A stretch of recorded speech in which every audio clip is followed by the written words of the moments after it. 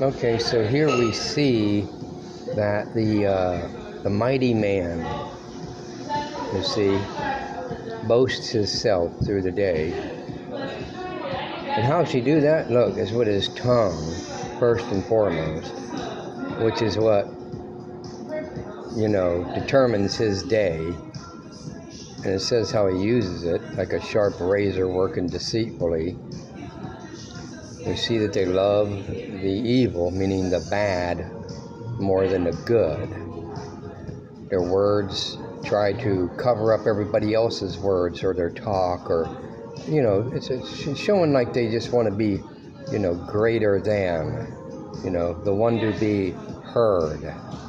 But it says God will destroy them. Yeah, he's going to destroy them. And the righteous will get to see that. It says that right there. And it said this is the one that gets destroyed right there, he says, plucks him out of the dwelling place. He says, this man is the one that made not God his strength, but trusted in the abundance of his riches. Now that doesn't mean it's got to be someone with a whole lot of money and a lot of gold. I mean, there are people, just basic, everyday living people, life, low class, that they act like they got riches, whatever it is, in their teeth, or their bracelets, or their car, or their house, and they didn't strengthen themselves in him, but in their wickedness. They're bad. So, and anybody that, behold over here in the 54, it says, God is my helper. The Lord is with them that uphold my soul. So anybody you see that's for you, that's a helper for you, one that has a concern for you, and you can tell that it's a legitimate concern. It's not just they're talking, you can tell that these people, they have the light of the Lord in them. And anybody else, they're just living their own life, okay? That's the way it was with the Ground 40 Christian so-called non-profit organization here in Monroe, North Carolina.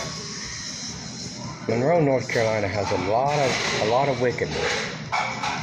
Well, so does everywhere else too, but a lot of people don't get confronted with these things that they say if they're in Christ.